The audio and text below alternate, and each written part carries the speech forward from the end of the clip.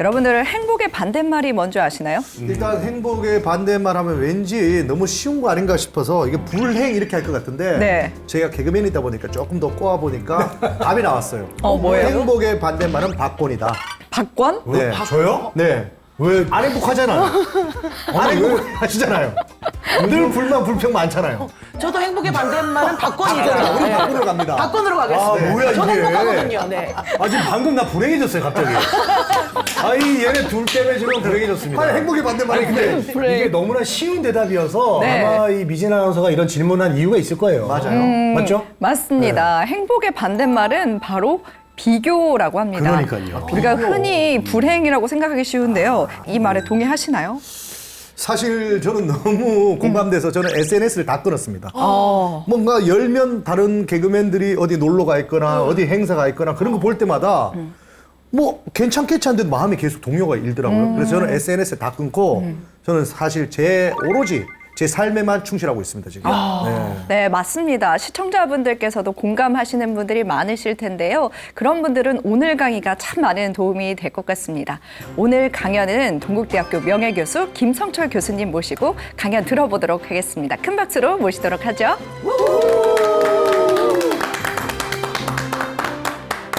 제목을 제가 운전자 관점으로 살아가자라고 그렇게 이제 달아봤습니다. 그러니까 이게 정답입니다. 답입니다. 여러분, 내가 객관화될 때 어떻게 해요? 내 모습, 얼굴 이렇게 비춰보는데 겨울에 비춰보면 객관적 내 모습인지 알지만은 이 가만히 보니까는 거울에 비치고 있을 때 실제 나는 어디 있어요? 거울 바깥에서 보고 있는 그놈이에요. 거울에 비친 거는 내 모습 아니에요. 그때 그 순간에 내 모습 아니라는 얘기예요. 그때 나는 어디 있어요? 거울 바깥에서 보는 그놈입니다. 그렇죠? 네. 그러니까 나는요 절대 객관화가 될 수가 없다는 얘기예요. 왜 우리가 비교하는 게 그 잘못인지에 대해서 또 우리의 삶의 실제 모습이 어떤지에 대해서 우리가 이해할 경우에는요 누가 시키지 않더라도 저절로 비교하지 않게 됩니다.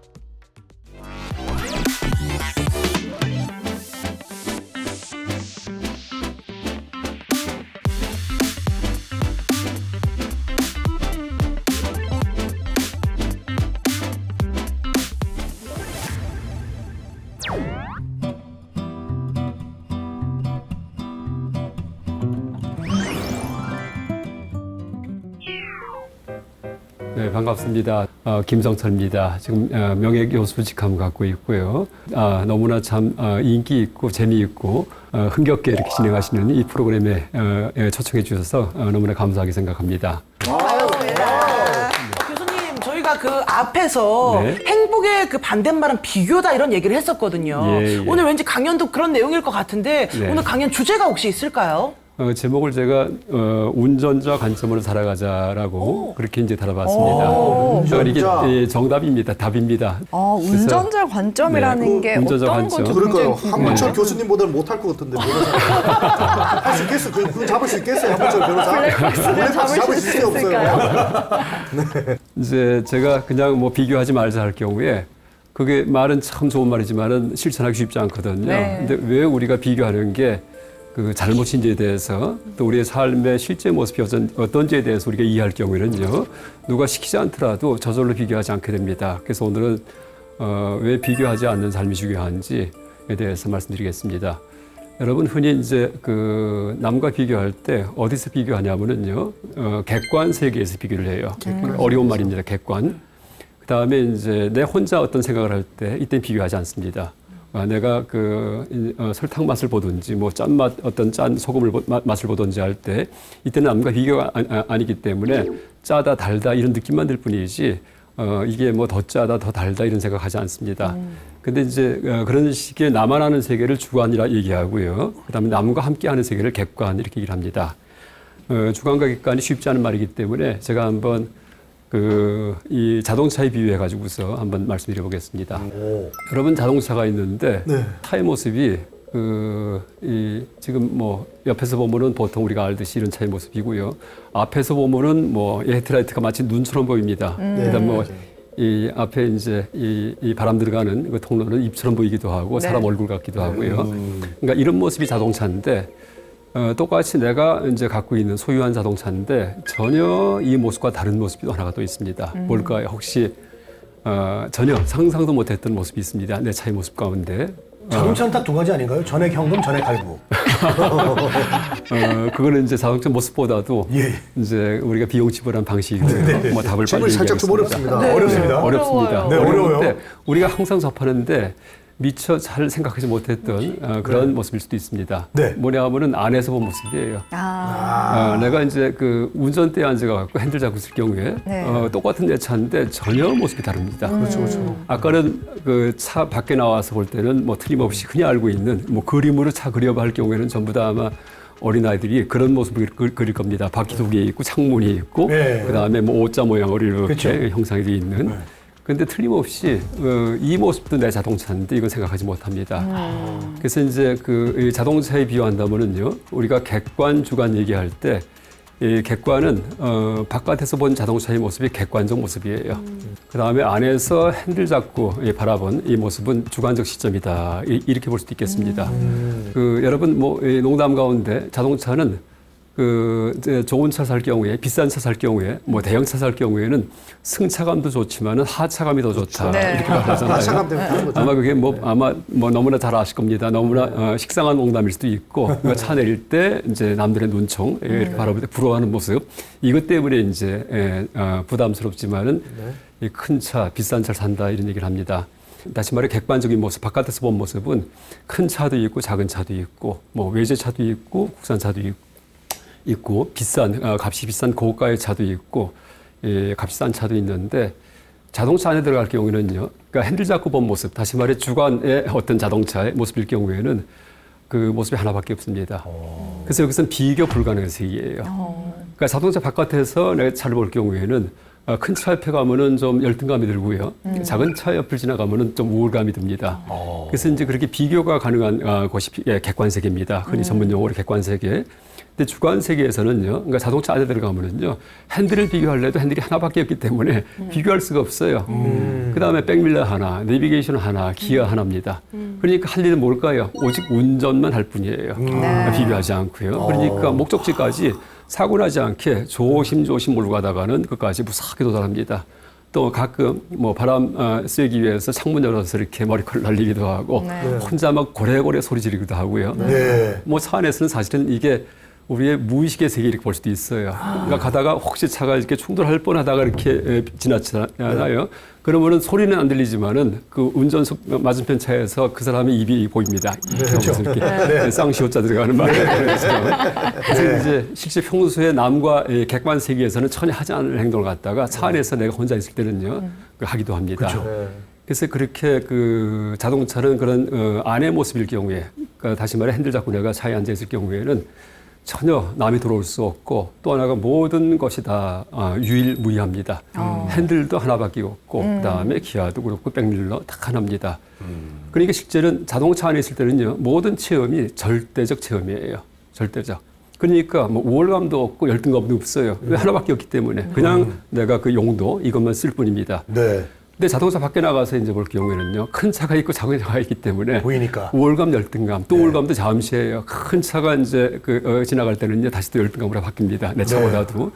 그래서 이게 비교의 세계고, 비교가 되더라고요. 제가 이제 오늘 강의 제목을 운전자 관점으로 살아가자 할 경우에 이제 그렇게 잡은 이유가 뭐냐면은요, 지금 우리 사회가 너무나 비교가 극심하기 때문이에요. 그래서 이제 우리 사회에서 물론 행복한 분들도 많고, 또 하나가 우리가 절대 빈곤에서는 참 벗어났습니다. 그러니까 먹고 살지 못해가지고서 뭐 굶어 죽고 이건 드뭅니다. 그런데 이제 실제 마음은 다 상해 있습니다. 그게 뭐냐 하면은 전혀 불행할 수가 없는 그런 그 어떤 물질적 풍요 속에 사는데도 불구하고 그 우리가 쓸데없는 비교를 하고 살기 때문에, 다시 말해 생각이 다 밖에 빠져나와가지고서 이제 살기 때문에 우리가 이렇게 힘들게 살지 않나 이렇게 생각합니다. 그래서 이제 오늘 강의의 결론은요, 운전자 관점으로 살아가자가 결론입니다. 그래서 이제 그럼 왜 그렇게 해야 될지에 대해서 한번 논증해 보겠습니다. 왜 그게 필요한지. 제가 이제 불교학을 전공했기 때문에 그러니까 수십 년간 불교 공부하고 강의하다 보니까 그 초기불전이라고 해서 부처님이 가르치며 가장 가까운 경전이 있는데 여기에서 누구나 알고 있는 그런 가르침이 있습니다. 이제 그런데 한 몇십 년 동안 놓치고 있다가, 그러니까 한 불과 몇 년 전에, 뭐 10여 년 전에 갑자기 떠오른 게 있어요. 야, 이게 보통 얘기 아니구나 하고서 그게 뭐냐면은요, 이 부처님께 이제 일반 제자들이 여쭐 때 혹은 부처님께서 그러니까 세상 만사에 대해서 이제 설명하실 때 세상 만사의 공통점에 대해 얘기하실 때 모든 건 무상하다, 다 변한다, 어떤 것도 실체가 없다, 이게 공통점인데 그때 이제 그런 가르침을 주기 위해서 세상 만사를 열거하는 방식이 있습니다. 여러분 이제 한번 제가 또 묻겠습니다. 이 세상에 있는 것 전체를 갖다가 한번 간략하게 몇 단어로 한번 줄여서 설명해 보세요. 뭐 하늘이 있고 땅이 있고 생명체가 산다 이래도 되고요. 네. 뭐 우주가 있고 그다음 지구가 있고 그 위에 대한민국이 있고 뭐 바다도 있고 나도 있고 너도 있다 이렇게 말을 했답니다. 근데 이제 보통 그렇게 얘기를 합니다. 보통 동아시아 그 어떤 전통 학문에서 천지인 삼재 들어보셨죠? 네. 그러니까 하늘과 땅과 사람 이 삼재인데 우리 그 컴퓨터든지 컴퓨터 말고 스마트폰 자판 같은 경우에도 아마 세계에서 가장 문자 입력이 간단한 그 언어가 한글이라는 얘기를 하잖아요, 문자가.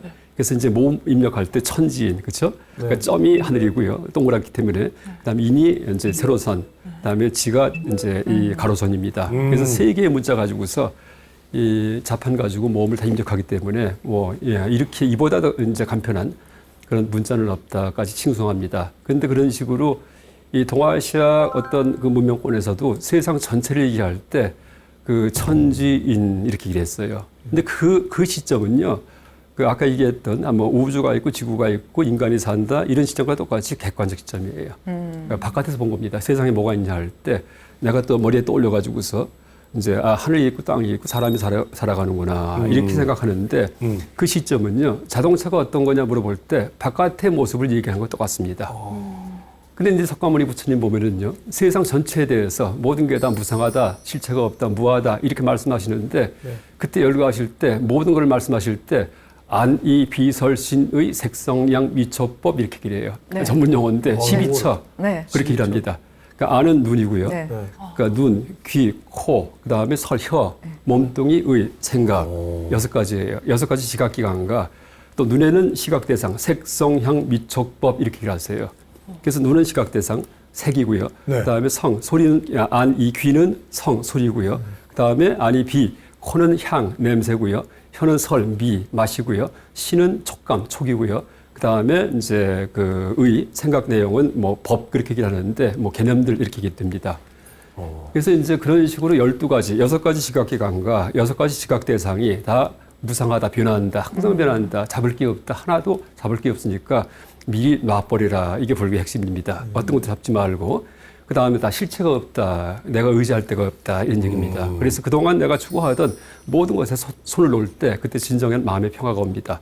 어쨌든 무상과 무아가 불교의 가르침의 핵심인데 무상과 무아를 알려주기 위해서 이제 열거하는 방식이 아주 독특합니다. 일체에 대해서. 하늘과 땅과 인간, 천지인 삼재가 다 무상하다, 무아다 이렇게 나눴어요. 그러니까 어떻게 얘기하냐면은 6가지 시각기관과 6가지 시각대상이 다 무상하다, 무아다 이렇게 얘기하십니다. 이게 참 이제 아주 희한한 독특한 그런 사고방식인데 그걸 제가 몰랐어요. 그러다가 수십 년 있다가 불교 공부하다가 야, 이 시점이 보통 시점이 아니구나 하고 알게 됐습니다. 그래서 이제 아까 그 자동차에 비하면은요, 그러니까 세상에는 하늘이 있고 땅이 있고 생명이 살아간다. 이거는 자동차 바깥에서 보듯이 객관적 시점에서의 어떤 통찰이에요.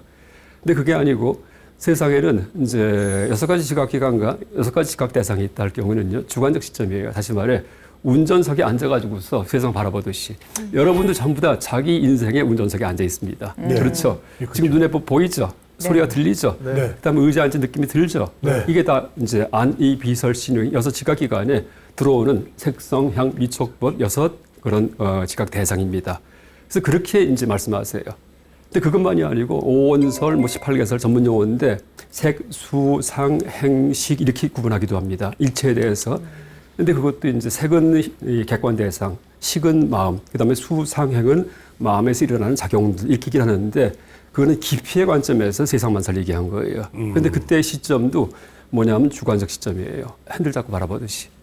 그래서 이제 항상 그렇게 말씀하시면서 설법하셨기 때문에 이 모든 게 다 끝장이 있습니다. 끝까지 다 얘기하십니다. 왜? 객관적 관점이 아니기 때문에. 여러분 객관적 관점에서는요, 세상 끝이 뭔지, 그 다음에 가장 미세한 소립자의 세계가 어떻게 있는지, 어떻게 돼 있는지 아직도 몰라요. 물론 제임스 웹 망원경 발견돼 가지고서 지금 점점 넓어지고 있긴 있지만은요, 아직도 몰라요. 앞으로 한 1000년 지나갖고 더 큰 망원경 개발되면은요, 또 뭐가 나타날 겁니다. 그래서 객관은 무한합니다. 그러니까 객관에 대해서 이렇다고 얘기할 경우에 그건 나중에 시간만 지나면은요, 문명이 발달하면은요, 다 뒤집어 엎어집니다. 근데 거꾸로 운전자 관점, 주관일 경우에는요, 이걸 끝장내잖아요. 앞으로 1000년 지나도 똑같아요. 1000년 지나도 생명체가 다 눈으로 보고 귀로 듣습니다. 또 머리 굴러가는 방식 다 똑같아요. 흑백 논리. 그래서 이제 이 주관을 끝장낼 경우에 세상이 다 끝이 납니다. 모든 객관은 주관각 파악하기 때문에. 그래서 이제 부처님께서 그렇게 설법하실 때 그 시점을 이제 모든 가르침이 다 주관적 시점에서 펼쳐진 가르침이다라고 얘기할 수 있겠습니다. 그래서 지금 말씀드렸듯이 지각기관이 6개가 있고 지각 대상이 이제 형상, 소리, 냄새, 맛, 촉감, 생각, 뭐 한자로 이제 색, 성, 향, 미촉, 법 그렇게 얘기합니다. 또 지각기관은 이제 눈, 귀, 코, 혀, 몸, 뇌라고 이제 써 있는데 이것은 이제 한자로 안, 이, 비설, 진유, 뭐 이비인후과 할 때 이제 코 뭐 이렇게 얘기를 하잖아요. 그렇죠. 그래서 세상은 6가지 지각기관과 6가지 지각 대상을 이루어져 있다라고 그렇게 얘기를 합니다. 그래서 이제 왜 이 얘기를 하냐면요. 여러분 객관과 주관이 지금 이제 말을 할 때는 뭐 관자가 붙었기 때문에 대등한 개념 같은데 실제 주관은 확실히 있는데요. 객관은요 원래 없던 겁니다. 객관 지금 우리가 객관이 있는 줄 알죠? 이게 다 허구예요. 그 얘기를 하려는 겁니다. 그래서 여러분 이제 아까 제가 운전자 관점으로 살아가자 비교하지 말자 얘기를 했는데 이제 그렇게 살아가는 방식이 어떤 명령도 아니고 그렇죠? 뭘 추종하는 것도 아니고 그냥 있는 그대로 살자는 얘기예요. 그러니까 망상 피지 말고요. 그러니까 객관의 망상, 객관이 있다는 남과 비교 가능한 세상이 있다는 그런 착각하지 말고 그냥 그대로 살 경우에 그때 편안해집니다. 마음이 비교하지 않기 때문에 이제 그 얘기를 드리는데 왜 이제 객관이 없는지 한번 얘기해 보겠습니다. 이제 그 학문은 그러니까 진화 생물학입니다. 한번 보겠습니다. 여러분 저 주라기 공원 아마 영화 이제 몇 편 보셨을 겁니다. 네. 주라기 할 경우에 그게 지질 연대기 그러니까 시대를 얘기하는데 보통 주라기는 여러분 그 중생대예요. 중생대. 보통 여러분 공룡 영화 나올 때 그러니까 공룡과 인간이 싸우고 이런 장면들이 있는데 그건 다 허구입니다. 허구죠. 인간은 신생대고 공룡은 중생대이기 때문에 공룡과 인간이 공존한 적이 없습니다. 우리 인간은 신생대 말기에 나타난 이제 그에게 출현한 돌연변이해 가지고서 이제 그런 영장류에 속합니다. 근데 이제 이 얘기를 왜 하냐면은요. 여러분 생명의 그 역사를 보면은 이제 그걸 또 어떻게 알 수 있냐면은 지층을 보면 알아요. 그 지층이 이제 뭐냐면은 땅에 퇴적물이 쌓여가지고 지층이 되는데 그 지진이든지 지각 변동이 일어나서 이게 뒤집어 엎어지면은요 지층이 바깥에 드러납니다. 그러니까 절벽 같은데. 그러면은 이제 그 단면도가 나오고 마치 여러분 그 케이크처럼 케이크 자르면은 단면도에 버터 들어가고 이렇게 빵 들어가고 하잖아요. 그 식으로 층이 나오는데 제일 위는 신생대, 뭐 중생대, 고생대 이런 화석들이 보여요. 더 밑에는 더 옛날 시대. 왜? 그 여러 가지 퇴적물이 쌓이기 때문에 그 어느 지층에서부터는요 갑자기 생명체의 종류가 폭발을 합니다. 막 늘어납니다. 종류가요. 그 전 지층에서는요 그 생명체 종류가 기껏 해봤자 몇십 개 안 됐어요. 몇십 마리가. 그러니까 조금만 눈에 보이지 않는 혈미경으로 보이는 이런 것들만 있었고요. 이랬는데 갑자기 폭발적으로 증가할 때가 있어요. 언제냐면 고생대 초기입니다. 생명체가 갑자기 늘어나기 때문에 딱 선을 그어가지고서 이때부터 고생대로 하자라고 물론 나중에 이름 붙였겠지만은요.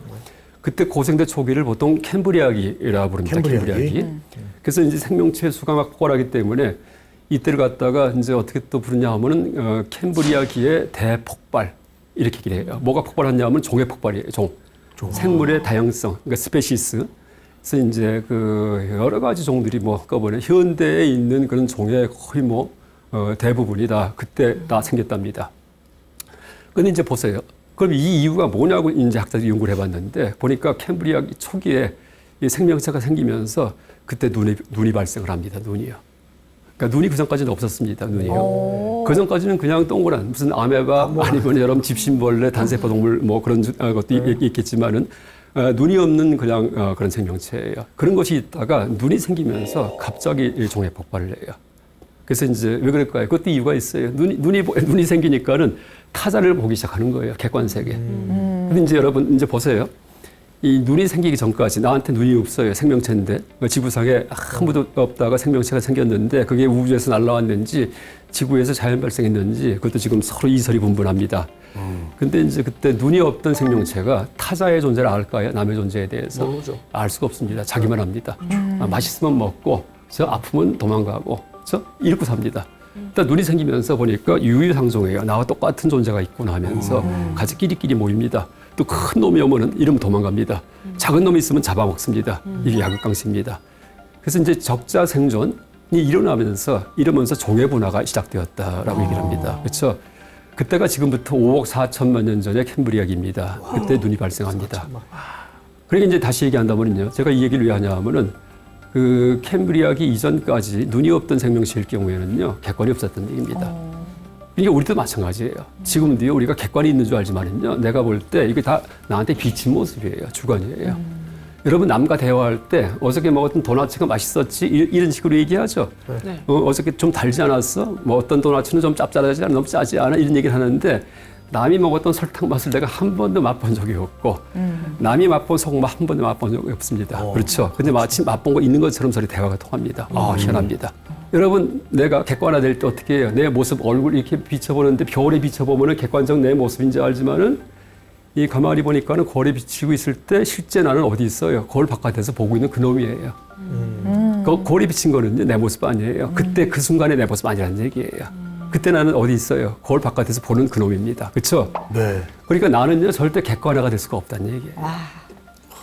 우리 누구든지 그래요. 모든 생명체, 인간만이 아니고 그 자동차에 핸들 잡고서 운전하듯이 네. 그렇게 살아갑니다. 그것밖에 없다는 얘기예요. 그것만이 진실이고. 근데 이제 마치 그게 아니고 우리가 몸 바깥에 나와가지고서 나를 바라보며 살듯이 이렇게 생각합니다. 이러니까 이제 잘생긴 사람, 못생긴 사람, 그 다음에 뭐 부자, 가난한 사람, 뭐 머리가 좋다, 나쁘다, 키가 크다, 작다 이런 식의 비교 속에 들어갑니다. 근데 이제 그런 비교는 자동차를 바깥에서 봤을 때 큰 차, 작은 차가 있듯이 그런 식의 세계고요. 이제 내가 자동차 안에 들어갈 경우에 전혀 모든 게 다 절대적 체험이듯이 우리가 그 시점을 부처님께서 세상을 바라보셨던 시점을 회복을 할 때 그때 모든 게 다 하나하나가 다 소중한 유일무이한 절대 체험으로 됩니다. 우리가 비교 때문에 불행해진다 말씀드렸는데 이제 그게 어떤 명령이 아니고 제발 좀 우리 있는 그대로 살자. 그러니까 머리에 굴려갖고 있지도 않은 걸 망상 펴가지고서 나를 대상화해가지고서 남과 비교하는 이 세계 속에 들어가지 말자라는 그런 얘기입니다. 또 나중에 여러분 죽을 때도요. 죽은 다음에 어디 멀리 떠나가는 게 아니고요. 이 주관 속에 나중에 죽음 다음에 내생으로 가는 구멍이 우리 주관 속에 있습니다. 주관 세계 속에. 다시 말해 핸들 잡고서 운전자 관점에 앉아있다가 죽는 겁니다. 세상 꺼져가면서 뭐 객관적으로 뭐 하늘 위로 올라갔다가 저 위로 올라가고 다 허구예요. 뭐 지옥과 다 허구입니다. 그래서 이제 우리가 그런 시점을 갖고 살 경우에는요. 살아갈 때도 편안하지만은 나중에 죽을 때도 이제 우리가 잘 준비할 경우에 별로 두렵지 않고 오히려 편안할 수 있다 이렇게 생각할 수도 있겠습니다. 그래서 이제 눈의 질을 말씀드리는데 그럼 눈이 왜 생겼냐 할 때 이제 보면은요, 여러분 모든 감각 기관은요 피부의 변형이에요. 피부 촉감, 촉감이 변해갖고 눈이 되고요, 촉감이 변해서 귀가 되고, 촉감이 코가 되고 혀가 됩니다. 그래서 이제 눈도 그러니까 모든 여러분 이제 말로는 우리가 그 뭐 피부, 그다음에 눈, 코, 이 혀 이렇게 나누지만은요. 실제 그 감각의 본질은 다 똑같아요. 그래서 이제 이 경에 보면은 부처님에 대해서 어떻게 묘사하냐 하면은 부처님께서는 5억원을 호용하셨다. 5가지 지각기관을 서로 바꿔 쓰셨다. 이런 말이 있습니다. 별게 다 있습니다. 그러니까 눈으로 듣고, 귀로 보고, 코로 맛보고, 혀로다가 뭐 소리를 듣고 이런 뜻이에요. 5억원을 바꿔 쓴다는 얘기입니다. 근데 그게 이제 실제 그럴 수도 있지만은요. 우리도 지금 그러고 있다는 얘기예요. 왜냐하면은요, 눈이 피부에 어디가 망막이요. 그렇죠? 근데 굉장히 예민한 피부입니다. 우리 피부와 똑같아요. 근데 여기는 둔한 망막이에요. 우리 피부는요. 그렇죠? 이러니까 실제는 그 망막이다, 뭐 피부다, 귀의 고막이다 해서 지각기관 얘기하지만은 본질을 보니까 그게 아니에요. 그냥 피부가 변한 건데 정밀한가, 둔한가, 그 다음에 시간적 흐름을 포착하는 거 아닌가 이 정도뿐이 안 됩니다. 그래서 이제 그렇게 피부가 변한 게 눈인데. 이 눈이 왜 생겼을까요? 빛을 감지하는 기관이에요, 일단은요. 왜 빛을 감지할까요? 빛을 감지할 경우에, 빛이 있을 경우에 어떻게 돼요? 화학 그 작용이 많이 일어나기 때문에 훨씬 더 이 몸의 변화가 커지고 또 우월한 종이 될 수가 있어요. 여러분 비타민 D 같은 경우에는 햇볕 안 쬐면은 결손되기 때문에 이제 항상 햇볕 쬐면서 이제 그런 얘기 하잖아요. 그래서 햇볕 이제 일광욕도 하기도 하고 하는 이유가 빛이 우리한테 에너지를 주기도 하고 여러 가지 이제 그 화학적 합성, 몸에서 일어나는 이제 그런 거에 큰 영향을 끼치기 때문입니다. 그래서 이제 빛을 감지하는 기관이 이 피부인데 처음에 피부가 그 돌연변이에 의해서 피부도 여러분 주름이 많은 사람, 주름이 적은 사람이 있듯이 이 피부가 이제 이렇게 오목해지면은요 빛이 훨씬 더 많이 들어옵니다. 같은 면적에. 왜? 오목하기 때문에 여기 튀어나간 빛이 어떻게 돼요? 몇 번 부닥친 다음 튀어나가요. 그래서 보통 평면일 경우에는 빛이 들어왔다가 그냥 튀어나가는데 오목해지면은요 들어왔다가 옆으로 튀었다가 이제 올라가니까 그 같은 면적에서 더 많은 빛을 흡수합니다. 그래서 이제 그런 놈들이 훨씬 더 빛을 금방 감지해가지고서 강자가 되는 겁니다. 그러니까 약육강식의 세계에서 승자가 된다는 얘기예요. 그래서 이제 결론만 얘기하면은 주관은 객관에 선행한다. 객관보다 주관이 앞이에요. 또 순수 주관은 있어도 순수 객관은 없다. 그러니까 어떻게 돼요? 우리가 있는 그대로 살려면은요 주관적 시점에 살아가는 겁니다. 주관적 시점에서 이럴 경우에 편안합니다. 어떤 것도 비교하지 않기 때문에. 근데 이게 가능할까? 이런 사람이 있을까요? 없죠. 있어요. 있어요? 스님들입니다. 불교 초기에는 삭발만 한 게 아니고 옷을 입는데 옷도 그 좋은 언급이 아니에요. 시체 쌌던 분소위. 그러니까 묘지에서 시체 쌌다가 버리고서 다 이제 태우잖아요. 헝겊이 남아요. 그게 스님 거예요. 그 빨아다가는 이렇게 해서 가리기만 합니다. 근데 요즘 화장 많이 하니까 그 옷 구하기도 힘들잖아요. 요새는 이제 지금 시대와는 전혀 상관없는 얘기입니다. 이제 그 당시에. 예. 그래서 이제 거기에서 우리가 실제 그걸 겉모습을 흉내내는 중요한 게 아니고 그 정신을 갖다가 가장 가난하게 살고 그다음에 가장 이제 외모든지 비교든지 이 세계에서 완벽하게 떠나는 이제 그런 마음인데 그 실제 불교 출가할 때 그렇잖아요. 그런 비교의 세계에서 떠나기 때문에 뭐 돈을 벌려고 출가하고 명예 날리려고 출가하고 이거 아닙니다. 오직 구도심에 출가하는데 그래서 이제 그런 삶이 가능하다 하고 얘기할 수 있고 그래서 이제 분소위 약간 시체에 쌌던 옷을 그렇게 입는 정신 가장 이제 검소하고 가장 가난하고 항상 남에게 이제 하심 나를 낮추고 하는 그게 출가 구도의 정신이고 스님의 정신입니다. 그래서 이제 그렇게 삭발하면서부터 그 세계에 들어가요. 왜 그럴까요? 이 폭력과 이익의 세계에는 관여 안 한다는 얘기예요. 난 오로지 정신적인 것만 추구하기 때문에 나 손대지 말라 이런 뜻입니다. 너랑 경쟁자가 아니기 때문에 이런 뜻이에요. 그래서 경쟁의 세계에서는 모든 걸 갖다가 다 버리신 분들 이런 분들입니다. 하루에도 한 끼만 딱 드십니다. 이러니까 이제 경쟁의 세계 속에서 욕심과 분노와 갖고 싸우고 더 많이 가지는 사람들이 손대지 않습니다. 이게 종교인이에요. 그래서 이제 그 승가 법하고 사회법은 전혀 다르게 그렇게 운영이 됐습니다. 어쨌든 이제 여러분 이 객관 세계의 비교의 세계에서 완전히 벗어나는 그런 마음이 가능하구나라고 인간인 이상은 또 우리가 언젠가 죽기 때문에 우리가 죽는 순간이 이게 보통 순간 아니에요. 나만 죽고 남들 살아있는 거 아니에요. 우리가 죽는 순간이 온 우주가 폭발하는 순간입니다. 뭐 안드로메다짜리 북극성짜리 다 탁 폭발합니다. 그렇죠? 이게 답이에요. 그게 앞으로 몇십 년 있다가 틀림없이 오는데 그거 생각 안 하고 다 삽니다. 근데 그게 이제 출가 동기예요. 그거 생각하면은요, 세상에서 살면서 돈 벌고 명예 다 소용없습니다. 누구한테 나와서 저같이 막 얘기하는 거 명예, 이것도 명예예요. 이것도 소용없어요. 그냥 오로지 그거 내가 어떻게 해결할 것인가. 세상에 우주가 폭발할 텐데 나와 함께 이거 어떻게 해결할 것인가. 이 의문 갖고서는 주행하는 분들인데 이런 분들은 이게 처음에 출가할 때부터 발심할 때부터 객관 세계, 비교의 세계에서 딱 떠납니다. 그래서 이제 앞으로 그런 식의 삶, 이제 그런 그 스님까지 되지 못하지만은요, 누구든지 자기든지 자기 가정이든지 얘가 그냥 단란하고 행복하고 가난하지만은 행복하고 할 경우에 전혀 남 부러워하지 않는 이제 이런 마음 자세가 퍼질 경우에 그때 많은 사람이 보다 이제 행복할 수 있다 이렇게 생각합니다. 그래서 이렇게 사는 이유는 이게 진실이기 때문에 오직 주관만 있기 때문에 그래서 객관은 다 허구기 때문에 내 머리가 만들었기 때문에 이렇게 사는 게 가능하고 또 이렇게 살아야 됩니다. 그러니까 운전자 관점으로 우리나라가 지금 뭐 너무나 불행하죠. 여러분 뭐 다 아시지만은요. 사살률도 세계 최고예요. 여러분 오른쪽에 빨간 색깔로 쭉 올라간 게 한국 사살률인데 2위하고 상대가 안 돼요. 이제 2021년 26.9명 10만 명당 2위가 18.5명 월등한 금메달입니다. 월등한. 와, 근데 이게 2003년 이후기 때문에 근 20년간을 갖다가 계속 전 세계 1위 했다는 얘기예요. 목숨 끊는 사람이. 왜 그럴까요? 살기 힘들기 때문이에요. 국민소득 3만 불이고 먹고 사는 거 다. 또 그다음에 날씨 좀 더우면 어떻게 해요? 더우면 집에 에어컨이 없으면은요. 그냥 인천공항이든지 은행에 들어가면 됩니다. 그렇죠? 네. 그러니까 그거 아실 거 없다는 얘기예요. 그거 누가 막지도 않습니다. 다 또 그러면 또 이제 배려해드리거든, 이제 노인분들을. 다 착한 민족입니다, 우리 민족이. 그러니까 실제는 절대적 빈곤은 벗어났는데도 불구하고 왜 이렇게 자살을 많이 하는가? 아, 뭐가 잘못됐구나 하고 할 수 있습니다. 출생률도 세계 최저예요. 0.7명 정도 된다. 최근에 뭐 급격하게 또 떨어집니다. 네. 왜 그럴까요? 살기 힘드니까는 돌아가는 분이 많았고 목숨 끊어가지고서 또 뭘까요? 인간을 태어나게 해서 애기 낳아가지고 살아가게 하려니까는 아 이건 아니에요. 그럴 거 아니에요. 학원 보내죠. 그다음에 뭐 집이 있어야죠. 집 사야죠. 그다음에 할부금 아이고 자동차 있어야죠. 아이고 아예 애기 낳지 말자 딱 결심합니다. 아, 저는 그것도 모르고 셋을 낳았어요. 이 박수칠일입니다. 박수 쳐야 되는데. 요거 강의 듣고 나오면요. 살기 너무 힘듭니다 지금. 셋 낳은 게 너무나 잘하신 겁니다. 이제 두고 보세요. 저는 애가 둘이 있는데 지금 후회하는 게 더 나을 걸 이게 후회합니다. 그때 아들 딸 구별 말고 둘만 낳은 살기자가 고등학교 때부터가 표예요. 그게 다 배겨가지고서 셋 낳으면 큰일 날 줄 알았습니다.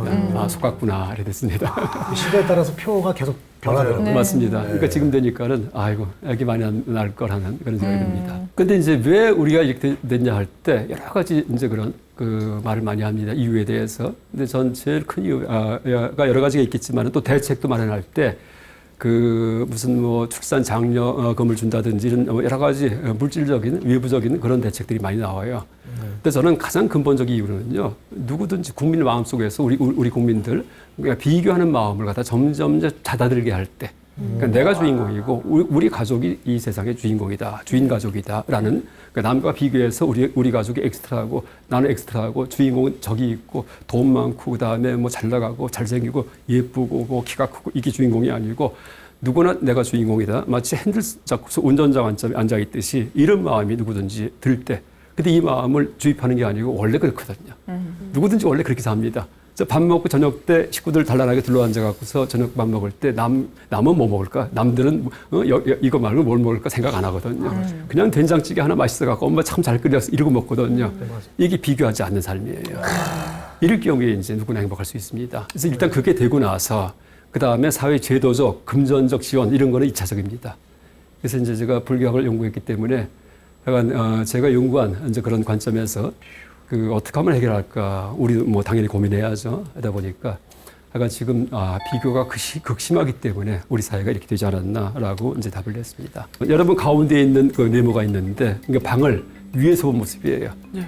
왼쪽 방에 비하면 크죠. 네. 그러니까 오른쪽 방에 비하면 작죠. 네. 근데 이 가운데 방이 큰가 작은가요 원래? 다 원래는 못하죠. 잘 모르겠어요. 큰 것도 아니고 작은 것도 아니에요. 근데 이제 뭘 비교해 따라갖고 커지기도 하고 작아지기도 합니다. 그렇죠. 여러분 돈 많으면 좋을 것 같으죠? 한 100억? 한 200억? 한번 생각해 보세요. 얼마쯤 있으면 좋을까요? 한 100억 생기죠? 또 위에 또 보입니다, 나중에. 맞아요. 100억 생기면 그때 한 6개월 좋다가 그 다음에 이제 또 그 다음에 그냥 그런 줄 알고 약간 여러분 모든 행복, 락은요 그 시간 지나면은 덤덤해지다가 나중에 고통으로 변합니다. 아주 명심하세요. 그게 일체 계고예요. 예를 들면은요 여러분 밤에 잘 때 가장 편한 자세로 누워서 자는데 한 30분 지나면 어떻게 돼요? 안락함이 몸에 배겨갖고 쑤시죠? 그럼 엎치락 하잖아요. 네. 또 30분 지나면 또 뒤치락합니다. 왜 그럴까요? 락이 고루 변하기 때문에 그 도망치는 겁니다. 와, 정말. 그래서 이제 우리가 그 하여간 세상에 대해서 이렇게 하면 내가 행복하려니 하고 목적 잡지 말라는 얘기예요. 상대적 행복의 세계는요 반드시 봉변당하게 돼 있습니다. 그래서 상대 행복을 추구하지 않는 세계, 다시 말해 자동차를 바깥에서 보는 시점을 갖지 않는 그런 마음 자세를 갖고 있어야지만이 항상 행복할 수 있어요. 근데 우리가 이제 살면서 네. 비교를 안 할 수가 없지 않습니까? 뭐 맞습니다. 회사에서 네. 뭔가 비교를 해야지 또 성과도 잘 나오고 만약에 맞습니다. 비교가 없다면 다들 일을 열심히 안 할 것 같고 그리고 얼마 전에 또 아시안 게임도 끝났지만 뭐 어떻게 해서든 비교해서, 금메달을 그렇죠. 따려고 하고 이기기 위해서 맞는 만약에 말씀이고요. 금운동이 없다면은 그런 대회를 할 필요도 없겠죠. 예, 그렇죠. 네네. 제가 이제 이 비교의 세계 이 일이 있는 거는 이제 벗어나는 얘기는요. 우리가 너무나 극심하게 비교만 하고 살기 때문에 네. 그래서 이제 그 비교하지 않는 삶을 제시한 거고요. 네. 또 비교하는 세계가 없어지잖아요. 예. 그럼 가난해서 굶어 죽습니다. 건전한 비교는 욕심이 없어지기 때문에. 좋다는 말씀이시죠. 그렇죠. 그래서 이제 더 나눈다면은 여러분 선과 악이 있죠. 네. 근데 악이 나쁜 게 아니에요. 악이 나를 갖다 먹고 살게 해요. 그러니까 탐욕, 욕심, 그렇죠. 그 다음에 뭐예요? 우리 집을 해칠 때 분노해야지 우리 집이 살아남죠. 네. 국가도 마찬가지예요. 재벌의 그런 욕망이 있어야지만 재벌이 돈 벌겠다는 이래야지만 국부가 늘어납니다. 네. 국가가 외적이 침입하죠. 그러니까 군대가 무찔러야지 돼요. 이거 분노예요. 네. 그래서 이제 이 악이 물론 법에 걸리는 악을 얘기하는 거 아닙니다. 네. 악의 본질을 얘기합니다. 그래서 결론만 얘기하면은요, 악은 나를 생존하게 하고 선은 선이 필요합니다. 인간 사이기 때문에 네. 선은 우리를 공존하게 합니다. 악만 있으면은 밀림이에요. 약육강식이에요. 그래서 지금 말씀하셨듯이 악의 세계는 비교의 세계예요. 그게 나쁜 의미가 아니고 예. 그러니까 돈 버는 세계든지 그 다음에 경쟁하는 세계든지 이런 거 있습니다. 그렇죠? 이게 이제 실제는 악을 추구하는 겁니다. 남과 더 잘나기 위해서 이럴 경우에는 이제 그 서로 비교하고 해야지만 올라가는데 그거 말고요. 그러니까 남과 함께 하고 그다음에 이제 그 내가 마음의 평화를 얻기 위해서는요. 그런 비교의 세계에서 벗어나야 됩니다. 다시 말해 선의 세계입니다. 그렇게 이해할 수 있겠습니다. 선과 악이 공존해야 되겠네요. 이건 그래서 이제 선과 악을 잘 쓸 줄 알아야 됩니다. 근데 그때 악이라는 얘기가 절대 법규를 위반한다는 얘기 하는 거 아닙니다. 그러니까 누구든지 생존하는 건 악입니다. 그래서 이제 선과 악도 우리가 그냥 피상적으로 볼 게 아니고 이게 어떻게 생명의 세계에서 작동하는지 이걸 명확히 알고서 써야 됩니다. 그래서 제가 이제 끝으로 결론 하나 이제 내렸는데 여러분 팔불출이 뭔지 아시죠? 네. 아내 자랑하는 사람 아닙니까? 네? 아내 자랑하고. 아내 자랑, 뭐 자식 자랑. 자식 자랑. 어쨌든 팔불출하면은 일단 나오는 게 바보 같은 사람이에요. 네. 예, 근데 이제 원래 뜻이 뭐냐 하면은 원래 우리가 팔불출할 때 누가 자기 자랑하죠? 그럼 A 팔불출 같으니 누가 돈 자랑하죠? A 팔불출. 우리 애가 유학 갔는데 이러면서 하버드가 이러면 팔불출 이렇게 합니다. 네. 그런 그게 이제 쪽으로 많이 쓰이더라고요. 어릴 때 이제 그런 어떤 어떤 도덕의 기준이었습니다. 그런데 지금 보면은요 다 팔불출이에요. 그냥 그 인스타그램에다가 먹었던 음식들 쫙 올리려고 그러고 자기 내 먹은 팔불출이죠. 음식. 그렇죠. 예. 그래서 이제 그게 지금 우리 사회의 불행의 원인 중에 하나입니다. 아까 자기 자랑, 배우자 자랑, 자식 자랑, 학벌 자랑, 가문 자랑, 재산 자랑, 형제 자랑, 친구 자랑. 이거 살 때 여러분 사촌이 땅을 사면 배 아프다는 얘기하죠. 네. 그러니까 배 아픈 게 내가 인격자가 아니기 때문이에요. 물론 인격자가 되면은 사촌이 땅을 사도 다 이렇게 해야 되는데 좋아해야 되는데 그 힘듭니다. 그래서 이제 그 사촌이 땅을 사도 배가 아픈 게 사람의 인지상정이기 때문에 불행의 원청도 가까운 사람이에요. 여러분 빌 게이츠가 땅을 사면 배 아파요? 아니요. 안 아파요. 사촌이 땅을 사면 배가 아픕니다. 그러니까 친한 사람일수록 내가 뭘 잘 됐을 때, 뭐가 좋은 게 있을 때 그걸 막 드러내고 자랑하면 안 돼요. 누가 그걸 드러내줘도요, 자꾸 숨기고 낮추고 어쩌다 됐다든지 이렇게 됩니다. 이게 원래 도덕 예의 범절이에요. 근데 지금 사회가 바뀌었습니다. 그래서 우리가 이제 이 사회의 방향을 이렇게 팔벌출을 부끄러워할 줄 아는 그런 방향으로다가 우리가 전환시킬 때 서서히 좀 행복해지고 평화롭지 않을까 이렇게 생각합니다. 이도엽 씨는 그 항상 자기 주식 계좌 자랑을 하거든요. 예, 근데 별로 안 부러운 게 다 마이너스더라고요. 계좌를 보여주는데 그거는 인격자입니다. 이렇게 이제 마이너스 보여주는 인격자입니다. 저를 보면서 많은 분들이 희망을 찾습니다. 맞습니다. 남의 행복을 주기 위해서. 아, 제 계좌 보시면 아마 교수님 강의 하나 쉬어도 될 거예요. 주식해야 되겠다 생각 드실 겁니다. 그래서 이제 결론 간단히 내리면은요, 뭐 운전자 관점으로 살아가자. 처음에 말씀드렸던 누구든 주인공이고 세상의 중심이고 남과 비교하지 않는 그런 삶을 살게 됩니다. 왜냐하면 모든 게 다 약간 절대 남이 먹은 설탕만 내가 한 번도 맛본 적이 없고 모든 게 나의 체험일 뿐이기 때문에 마치 꿈속에 들어가듯이 그래서 이제 이렇게 살아갈 때 그때 위에 뭐든 학벌이든 뭐 돈이든 명예든 내가 세 끼밥만 먹고 비 피할 수 있고 추위도 피할 수 있으면은 세상 부러울 게 없다라는 삶이 될 수 있습니다. 나뿐만이 아니고 우리 가정이요. 그래서 이제 제가 한번 부처님의 가르침에 근거해가지고 시점, 그러니까 부처님께서 세상을 보셨던 관점에 근거해서 우리 사회의 이런 힘든 어떤 면을 해결하는 방안을 모색해봤습니다. 이상 강의 마치겠습니다. 네.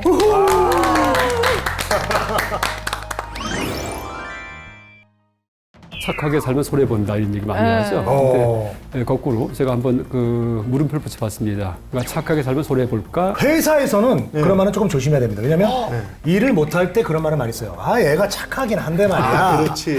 착하긴 한데. 짐승의 세계에서 가장 행복한 그런 놈이 누굴까요? 그 가장 악을 마음껏 발휘하는 놈. 극악무도한 그런 얘가 이제 라이온킹이 됩니다. 다른 생명체한테 잡아먹히지 않고 최고의 고등 문명을 이룩한 비결은 바로 선에 있어요. 남과 협력이 있습니다. 아주 뼛속까지 착해야지만 나한테 행복이 옵니다. 물론 영원히.